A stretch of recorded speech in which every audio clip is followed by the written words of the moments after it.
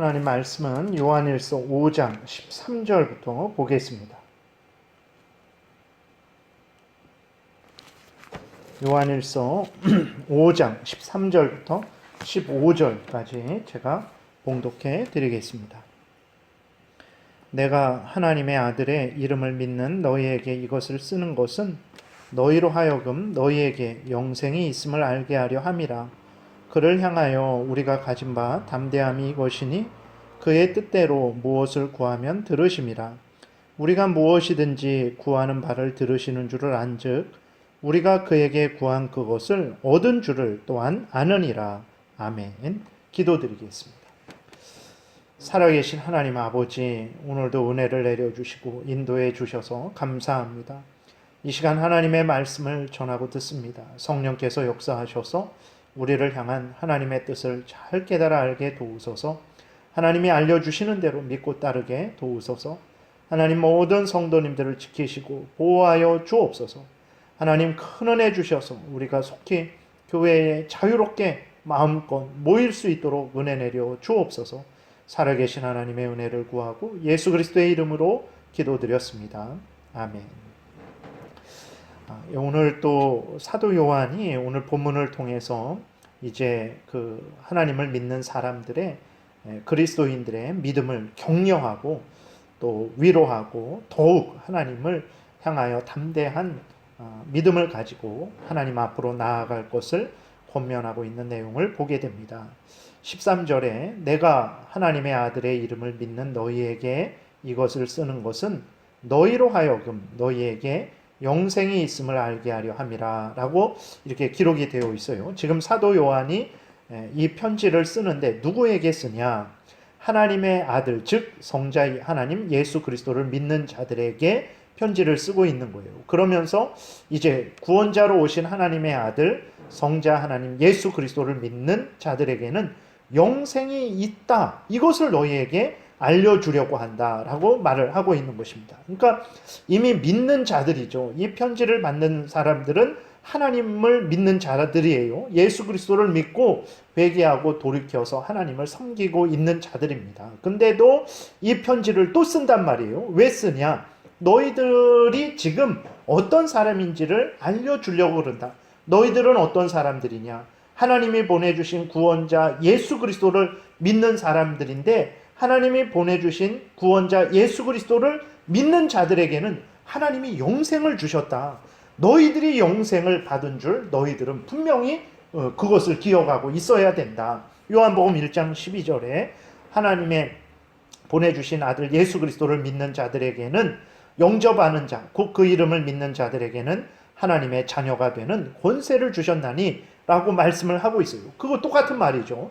하나님의 아들을 믿는 자들에게는 영생이 있음을 알게 하려 함이라 라고 이렇게 사도 요한이 말하는 거예요. 그러면 왜 영생이 있음을 다시 한번 일러줍니까? 왜 그렇습니까? 첫 번째로는 이미 믿는 그리스도인들 중에서도요, 자신들이 하나님으로부터 받은 놀라운 은혜, 그 영생이 있다라는 것을 잘 모르는 경우가 많습니다. 또 어떤 경우가 있습니까?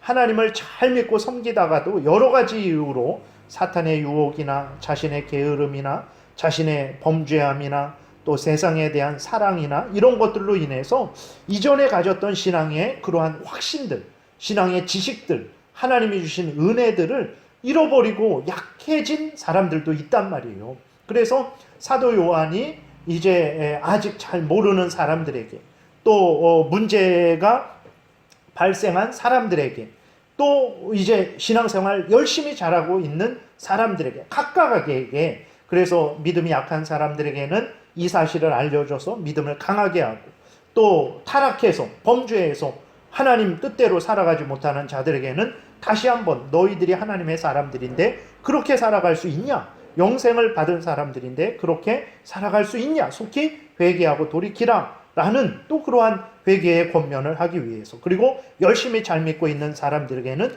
그렇게 영생이 있으니까 그렇게 잘 믿고 살아가는 것이 하나님께 영광이 되고 너희들의 마땅한 본분이다. 계속해서 그렇게 하나님을 잘 믿고 살아가라 라고 그렇게 권면을 하고 있는 것입니다. 여러분, 그래서 우리들도 마찬가지예요. 우리들도 늘 하나님으로부터 우리가 어떤 은혜를 받았는가 늘 생각하고 또 생각해야 됩니다. 영원히 멸망받을 자들인 우리들이 하나님의 은혜로 예수 그리스도의 대속의 죽음으로 영생, 다른 말로 하면 죄를 용서받고 지옥 형벌을 이제 용서받고 하나님의 자녀가 되어서 하나님과 함께 천국에서 영광 중에 영원토록 살아가는 그 영생을 받았음을 늘 생각하고 또 생각해야 됩니다. 그렇게 해야 돼요. 그래야 하나님이 우리에게 주신 은혜가 크시구나라는 것을 큰 은혜를 주셨구나 늘 기억해서 감사하게 되고, 그래야 내가 하나님의 사람이지, 내가 영생을 상속받은 사람이지. 근데 어떻게 내가 세상 사람들처럼 영생이 없는 자들처럼 하나님의 은혜 받지 못한 자들처럼 생각하고 말하고 행동하고 탐욕을 따라서 범죄하며 살아가겠는가? 그럴 수 없다라는 그러한 다짐을 굳게 하게 되고, 또 열심히 살아가고 있을 때 그렇지, 이 모든 것들은 하나님이 주신 은혜로 말미암은 것이고 내가 이렇게 영생을 받은 자답게 살아가는 게 옳은 것이지 하면서 다시 우리의 믿음을 굳건하게 할 수 있는 것입니다. 그렇기 때문에 하나님이 우리에게 주신 은혜가 무엇인가 늘 생각하십시오. 그때 물질적으로만, 세상적인 지위 권세로만 판단해서는 안 됩니다. 성경 말씀을 보셔야 돼요.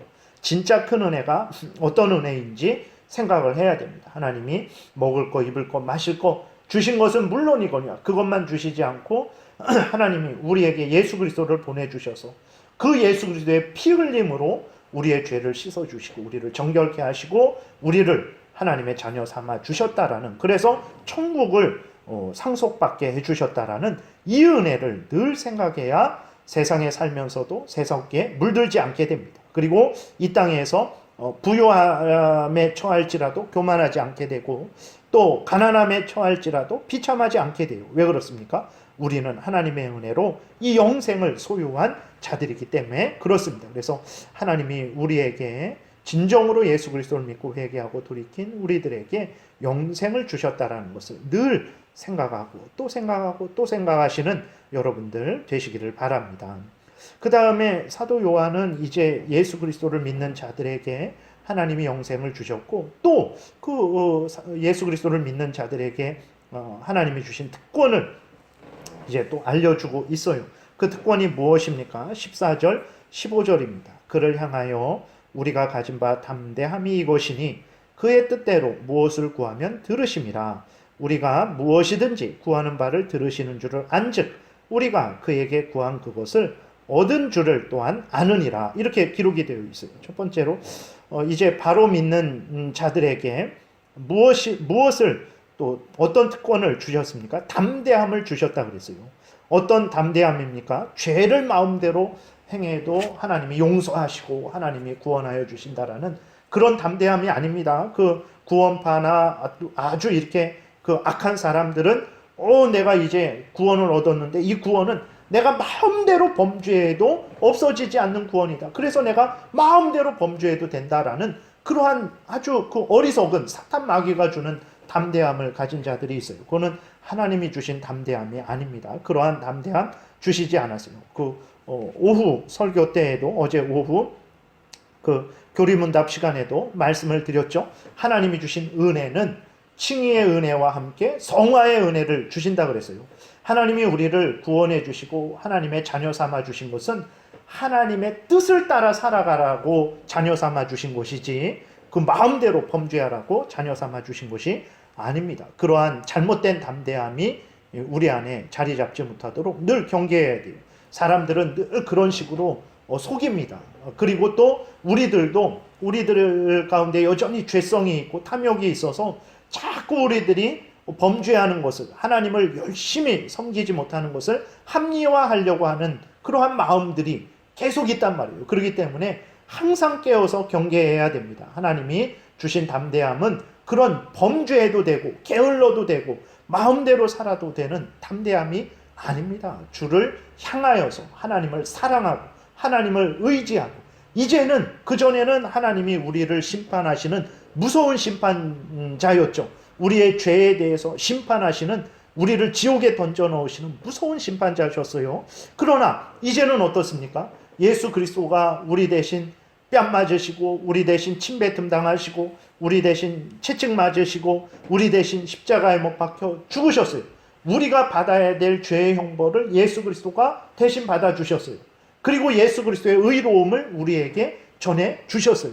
그로 말미암아서 우리가 이제는 하나님 앞에 형벌을 받지 않는 거예요.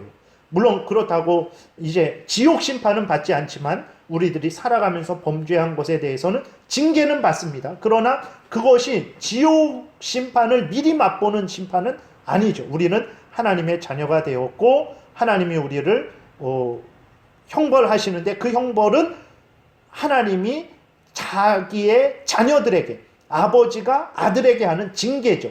그런 징계를 받는 것입니다. 그래서 조심해야 될 것은 하나님의 자녀가 되었으니까 하나님으로부터 어떤 벌도 안 받는다, 그런 잘못된 생각하면 안 됩니다.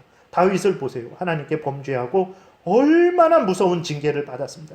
다윗이 죽을 때까지, 대략 솔로몬을 낳은 직후부터 그렇게 된 거니까 이제 때가 이제 언제입니까? 한 20년, 다윗이 그러니까 20년 동안은 하나님으로부터 무서운 징계를 받습니다.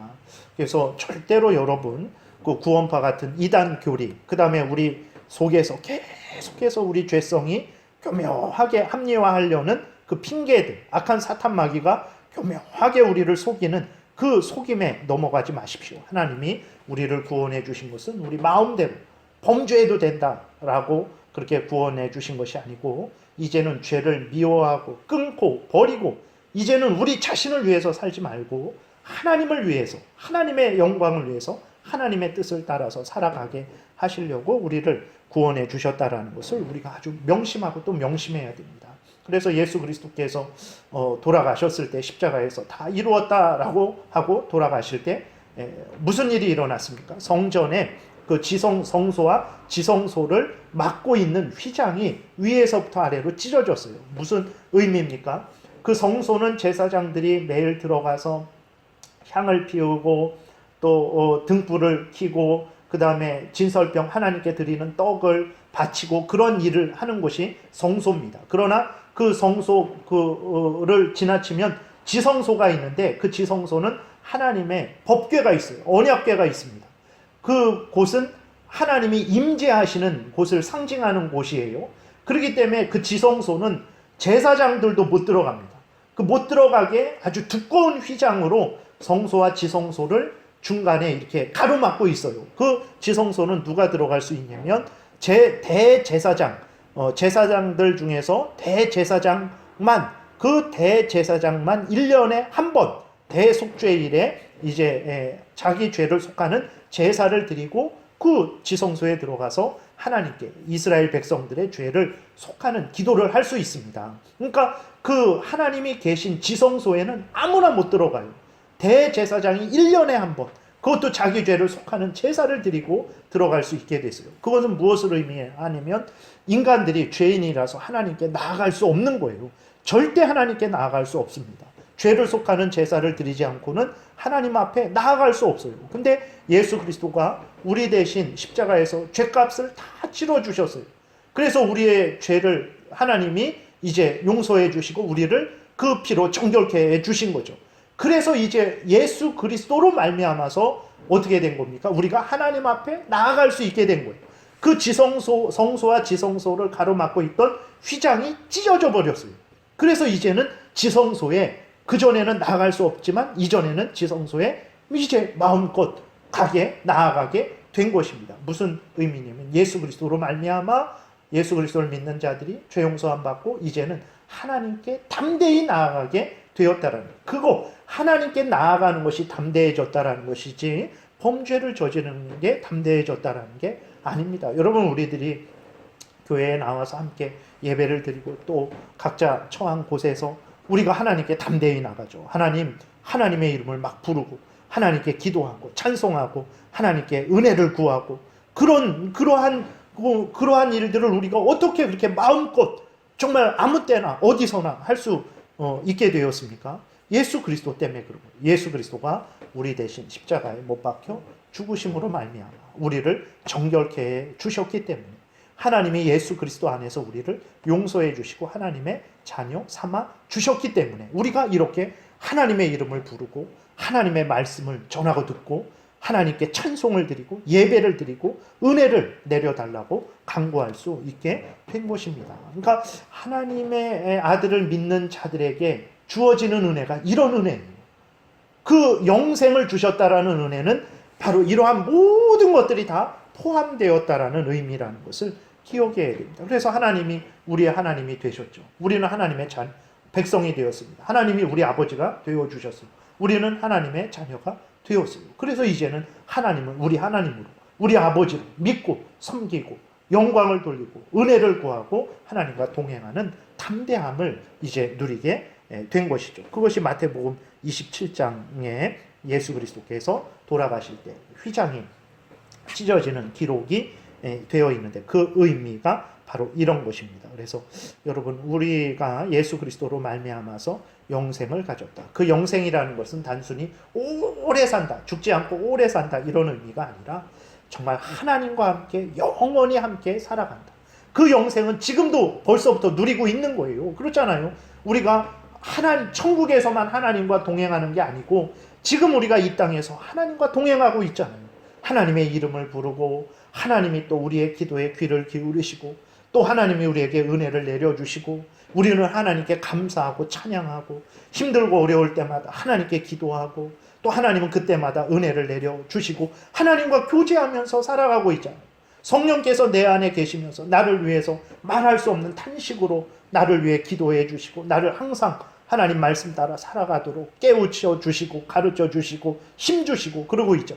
예수 그리스도는 지금도 하늘에서 우리를 위해서 기도하고 계시잖아요. 영생을 지금 우리가 누리고 있는 거예요.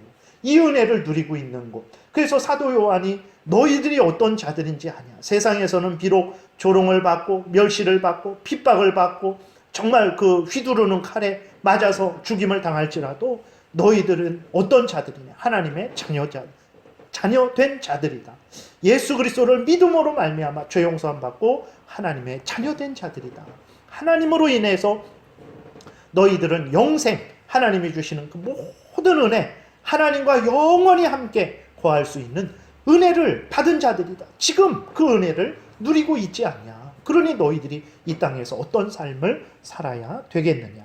하나님을 경외하고 하나님을 사랑하고 마음과 뜻과 정성과 목숨을 다해서 하나님을 사랑하고 하나님을 의지하며 하나님의 뜻을 따라서 하나님의 영광을 위해서 살아야 되지 않겠느냐라는 것을 알려주기 위해서 사도 요한이 13절에 내가 하나님의 아들의 이름을 믿는 너희에게 이것을 쓰는 것은 너희로 하여금 너희에게 영생이 있음을 알게 하려 함이라 라고 이렇게 말을 하는 것입니다. 그래서 구체적으로 14, 15절에 좀 더 내용들이 있는데 그 부분에 대해서는 이제 내일 다시 말씀을 전하겠습니다.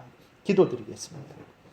살아계신 하나님, 생각하면 생각할수록 하나님의 말씀을 살피면 살필수록 하나님이 우리에게 주신 은혜가 한량없는 은혜, 참 셀 수 없는 은혜, 감당할 수 없는 은혜임을 하나님 우리가 깨달아 알게 됩니다. 이 은혜를 주셔서 감사합니다.